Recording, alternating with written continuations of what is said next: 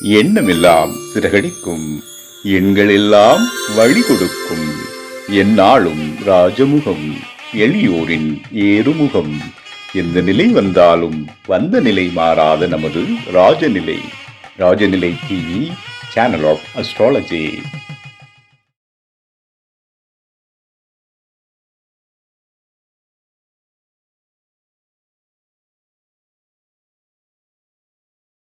வாழ்க வையகம், வாழ்க வையகம், வாழ்க வளமுடன். அம்மா அப்பா பாதம் பணிந்து வணங்குகிறேன். ஜோதிட குருமார்களுக்கும் நவகிரகங்களுக்கும் பஞ்சபூதங்களுக்கும் பிரபஞ்சத்திற்கும் என் அன்பான வணக்கம்.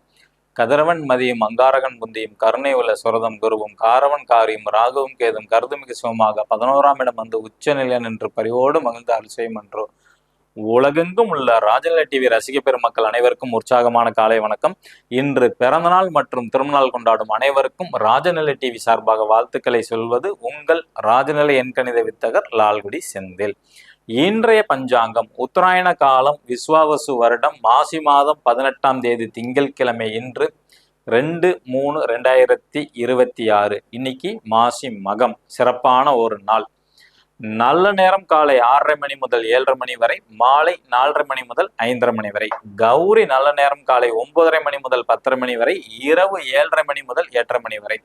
ராகு காலம் காலை 7:30 மணி முதல் 9 மணி வரை, குளிகை நேரம் மதியம் 1:30 மணி முதல் 3 மணி வரை, யமகண்டம் காலை 10:30 மணி முதல் 12 மணி வரை. சூலம் கிழக்கு திசை.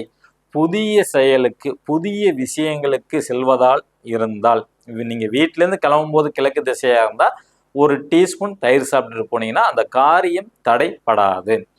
இன்றைய திதி சதுர்தசி திதி மாலை 6:28 வரை, பின்பு பௌர்ணமி. நட்சத்திரம் மகம் நட்சத்திரம். மாசி மாசத்துல வரக்கூடிய மக நட்சத்திரம் வித்து பௌர்ணமியோடு சேர்ந்து வருது. சிறப்பான நாள். திங்கட்கிழமை கூட இன்னைக்கு. திங்கட்கிழமை பௌர்ணமி, சந்திரனுக்கு உகந்த நாள் திங்கட்கிழமை. அதுல பௌர்ணமி வருது, பிளஸ் மகம் நட்சத்திரம் வருது. காலபுருஷனுக்கு 5ஆம் இடம். அதனால சிறப்பான நாள். இன்று கண்டிப்பாக அனைவரும் வாய்ப்புள்ளவங்க அருகில் உள்ள கோயிலுக்கு போய் பிரார்த்தனை செய்துட்டு வாங்க.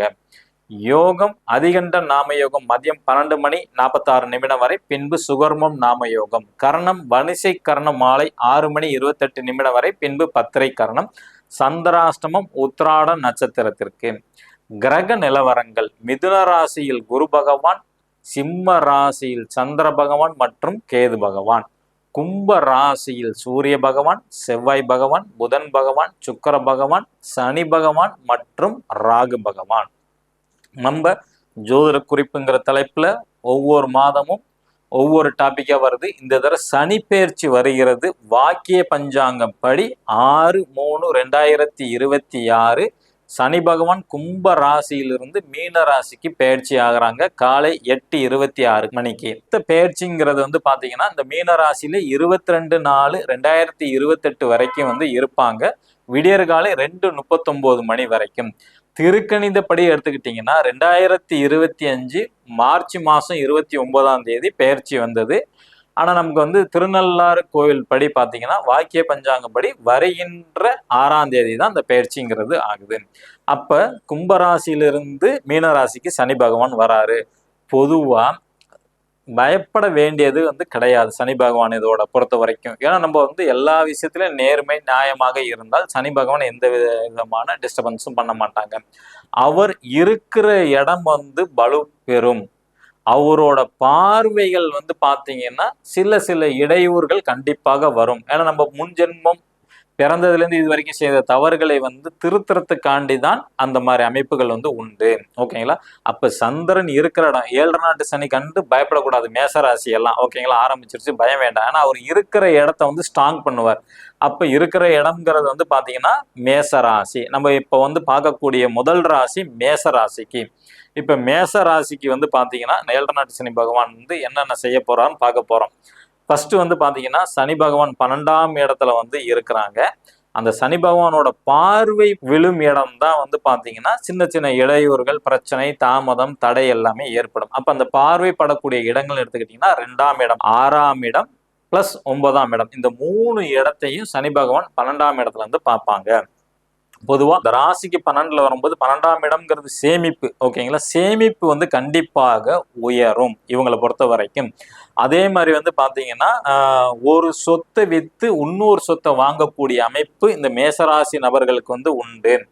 ஏதாவது ஒரு வகையில வந்து வருமானம் வந்துகிட்டே இருக்கும். ஏன்னா 2ஆம் இடத்தை பாக்குறதுனால ஏதாவது ஒரு வகையில வந்து வருமானம் வந்து வரும். அதே மாதிரி 12ஆம் இடம்ங்கிறது விரயம். அந்த விரயத்துக்கு பதிலா நீங்க சுப செலவு செஞ்சா அது ரொம்ப அதிர்ஷ்டத்தை வந்து கொடுக்கும். அந்த சுப செலவு தான் நம்ம எப்படி சொல்றது, ஒரு சொத்தை வித்துட்டு இன்னொரு சொத்து புதுசா வாங்கிக்கலாம், ஒரு வாகனத்தை எக்ஸ்சேஞ்ச் பண்ணலாம். எல்லாம் 4ஆம் இடம்ங்கிறது வந்து வண்டி வாகனம் எல்லாத்தையும் குறிக்கக்கூடியது. 3ஆம் இடம் 4க்கு 12ங்கிறது 3. அப்போ வந்து அதை ஒரு எக்ஸ்சேஞ்ச் பண்றது ரொம்ப நல்லது. அதே மாதிரி வந்து இவங்க வந்து நீர்மோர் தானம் எல்லாம் பண்றது ரொம்ப சிறப்பானது. முதியோர்களுக்கு வந்து செப்பல் வாங்கி கொடுக்கறது ரொம்ப சிறப்பு. ஏன்னா 12ஆம் இடங்கிறது செப்பல் சொல்லியிருக்கோம் அப்படி. அதனால அதுல வந்து கொஞ்சம் பண்றது வந்து ரொம்ப சிறப்பு.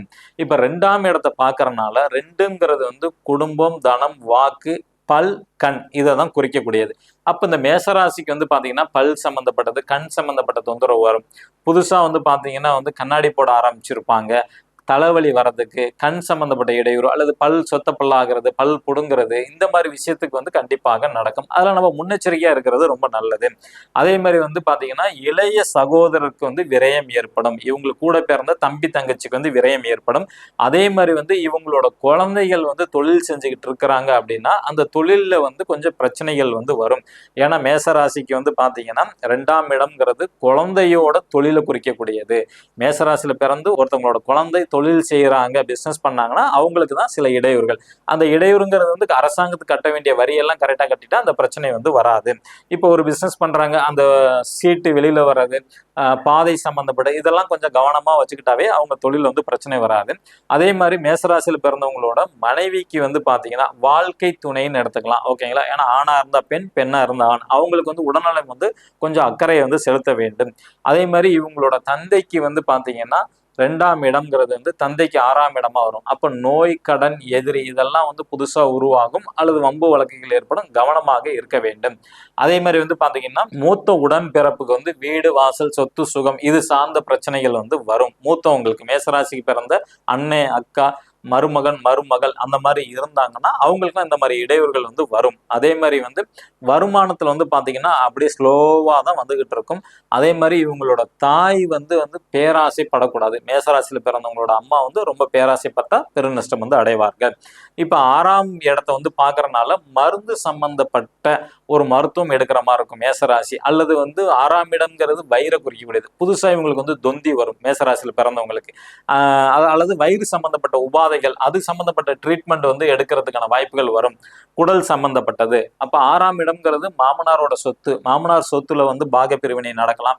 அது சம்பந்தப்பட்ட ஒரு தீர்வு வந்து கிடைக்கும் மாமனாருக்கு. 6ஆம் இடம்ங்கிறது வேலையை குறிக்கக்கூடியது. அப்ப வேலையில வந்து மேசராசிக்காரங்க வந்து கரெக்டா இருக்கணும். கரெக்டா டைமுக்கு வந்து போயிடணும் வேலைக்கு. தாமதமா போகக்கூடிய சூழ்நிலைகள் வரும். ஏன்னா சோம்பேறித்தனத்தை வந்து கொடுக்கும். அதனால ஆட்டோமேட்டிக்கா வந்து ஒரு தாமதம் வந்து ஏற்படும். 12ஆம் இடம் அது வந்து வலுப்பெறும் பார்த்தீங்களா. அப்ப நல்ல தூக்கம் வரும். தூங்கிட்டு காலைல ஏந்திரிக்கிறது சோம்பேறித்தனப்படுவாங்க. சரியான நேரத்துக்கு வேலைக்கு போக முடியாது. அப்ப வேலை சம்பந்தப்பட்ட பிரச்சனைகள் வரும். அப்ப அங்க எதிரிகள் உருவாகுங்க 6ஆம் இடம்னா. அப்ப வேலைக்கு போகும்போது அர்ஜென்டா கிளம்பி போவாங்க. அப்ப போகும்போது வாகனத்துல வந்து மற்ற வாகனத்தோட ஒரு சண்டைகள் வர்றதுக்கான வாய்ப்புகள் அதிகம் உண்டு. இதெல்லாம் தவிர்க்கலாம், ஓகேங்களா. 6ஆம் இடம்ங்கிறது உங்க தந்தையோட தொழில். தந்தைக்கும் வந்து தொழில் சம்பந்தப்பட்ட விஷயங்களை வந்து பாதிப்பு வரும். 6ஆம் இடம்ங்கிறது வாடகை சம்பந்தப்பட்டது. ஒன்னும் வாடகை குடியிருக்கிறவங்களால பிரச்சனை வரலாம், அல்லது வாடகைக்கு வந்து சரியான பணம் கட்ட முடியாத அளவுக்கு பிரச்சனை வரலாம். ஏன்னா 2ஆம் இடம் வருமானம் சம்பந்தப்பட்ட பாதிப்பு வருது, 6ஆம் இடம் வேலை வருது. அப்ப சரியானபடி நீங்க வேலைக்கு போகலன்னா வருமானம் தடைப்படும். வருமானம் தடைப்பட்டா உங்களால வாடகை தர முடியாது. அதில் கொஞ்சம் கவனமாக இருக்க வேண்டும். அதே மாதிரி வந்து உங்களோட குழந்தை 5ஆம் இடம், அதுக்கு 2ஆம் இடம்ங்கிறது 6ஆம் இடம். அப்போ குழந்தைக்கு வந்து வாக்கு கொடுக்கறது, குழந்தைக்கு வந்து பல், கண் சம்பந்தப்பட்ட தொந்தரவு வர்றதுக்கான அமைப்புகள் வந்து உண்டு. உங்க வாழ்க்கை துணைக்கு விரயம் ஏற்படுறதுக்கான வாய்ப்புகள் அதிகம் உண்டு. அதே மாதிரி உங்களோட தந்தைக்கு வந்து சின்ன சின்ன கண்டம், இடையூறுகள்னா கண்டிப்பா உண்டு. ஏன்னா 9ஆம் இடத்தை பாக்குறதுனால சனி பகவான். அப்ப அது சம்பந்தப்பட்ட ஒரு பிரச்சனைகள் வந்து வரதுக்கான வாய்ப்புகள் வந்து உண்டு.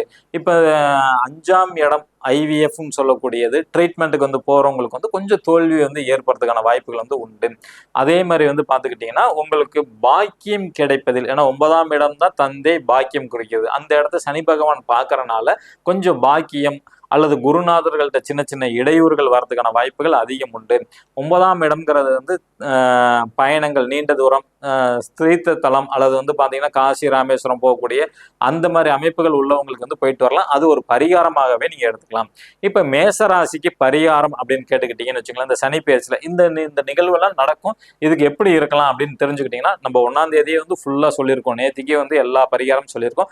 இருந்தாலும் ஸ்பெசிஃபிக்கா இவங்க என்ன செய்யலாம், ஏன்னா 12ஆம் இடத்துல சனி பகவான் இருக்கிறனால செப்பல் வந்து தானமா கொடுக்கலாம், அல்லது இவங்களோட செப்பலை 3 மாசத்துக்கு ஒரு தடவை வந்து மாத்திக்கிறது ரொம்ப நல்லது. சனிக்கிழமை அன்னைக்கு இந்த தானம்ங்கிறது பண்ணலாம். அல்லது வந்து பாத்தீங்கன்னா ரோட்டோரத்துல வந்து இந்த செப்பல்னா தச்சுக்கிட்டு இருப்பாங்க, அவங்களுக்கு வந்து ஒரு நிழல் கூடையை வந்து வாங்கி கொடுக்கலாம், ஓகேங்களா. அல்லது அவங்களுக்கு வந்து ஒரு உணவை வந்து வாங்கி கொடுக்கலாம்.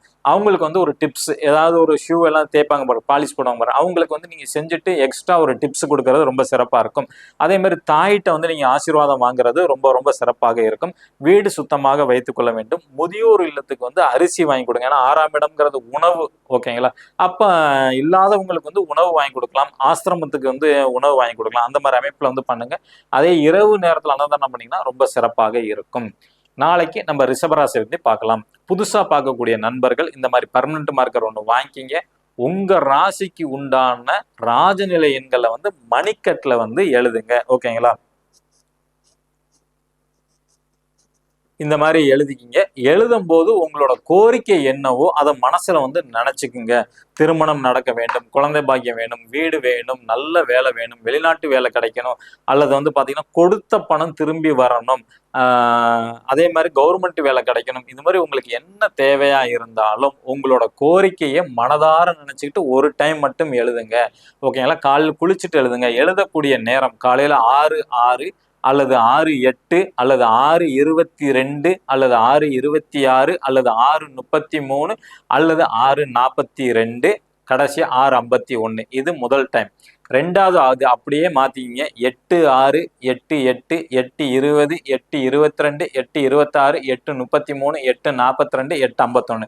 இந்த டைம்ல வந்து கரெக்டா உங்க செல்போன்ல அலாரம் வச்சு கரெக்டா எழுதுங்க. ஏன்னா ஒரு சைன் கூட ஆகாது நீங்க எழுதுறது. உங்க ராசிக்கு உண்டான நம்பர் முன்னாடியே வீடியோ பார்த்து மனசுல வச்சுங்க. எழுதும் போது உங்களோட கோரிக்கை நினைச்சிட்டு எழுதுங்க. 90 நாள் தொடர்ந்து எழுதிட்டு வாங்க, நிச்சயமாக உங்களுக்கு வந்து வெற்றி வாய்ப்பு உண்டு. மேசராசி நண்பர்கள் என்று பயன்படுத்த வேண்டிய ராஜநிலையின் அதிர்ஷ்ட எண் 90. ரிஷபராசி நண்பர்கள் என்று பயன்படுத்த வேண்டிய ராஜநிலையின் அதிர்ஷ்ட எண் 85. மிதுன ராசி நண்பர்கள் என்று பயன்படுத்த வேண்டிய ராஜநிலையின் அதிர்ஷ்ட எண் 80. கடகராசி நண்பர்கள் என்று பயன்படுத்த வேண்டிய ராஜநிலையின் அதிர்ஷ்ட எண் 16. சிம்ம ராசி நண்பர்கள் என்று பயன்படுத்த வேண்டிய ராஜநிலையின் அதிர்ஷ்ட எண் 10. கன்னிராசி நண்பர்கள் என்று பயன்படுத்த வேண்டிய ராஜநிலையின் அதிர்ஷ்ட எண் 12. துலாம் ராசி நண்பர்கள் என்று பயன்படுத்த வேண்டிய ராஜநிலையின் அதிர்ஷ்ட எண் 14. விருச்சிக ராசி நண்பர்கள் என்று பயன்படுத்த வேண்டிய ராஜநிலையின் அதிர்ஷ்ட எண் 51. தனுசு ராசி நண்பர்கள் பயன்படுத்த வேண்டிய ராஜநிலையின் அதிர்ஷ்ட எண் 54. மகர ராசி நண்பர்கள் பயன்படுத்த வேண்டிய ராஜநிலையின் அதிர்ஷ்ட எண் 72. கும்பராசி நண்பர்கள் பயன்படுத்த வேண்டிய ராஜநிலையின் அதிர்ஷ்ட எண் 66. மீன ராசி நண்பர்கள் பயன்படுத்த வேண்டிய ராஜநிலையின் அதிர்ஷ்ட எண் 79. இது அனைத்தும் காமனான பலன்கள். உங்க ஜாதகத்துக்கு நீங்க பயன்படுத்தக்கூடிய செல்போன், ஓடிபி இதெல்லாம் சரியான நம்பரா அப்படின்னு தெரிஞ்சுக்கணும், கீழே உள்ள வாட்ஸ்அப் நம்பருக்கு தொடர்பு கொள்ளுங்க. இந்த நாள் இனிய நாள் அமைய அடியேனும் பிரபஞ்சத்திடம் பிரார்த்தனை செய்து கொண்டு உங்களிடமிருந்து விடை பெற்றுக் கொள்வது உங்கள் ராஜநிலை எண்கணித வித்தகர் லால்குடி செந்தில். நன்றி, வணக்கம், வாழ்க வளமுடன்.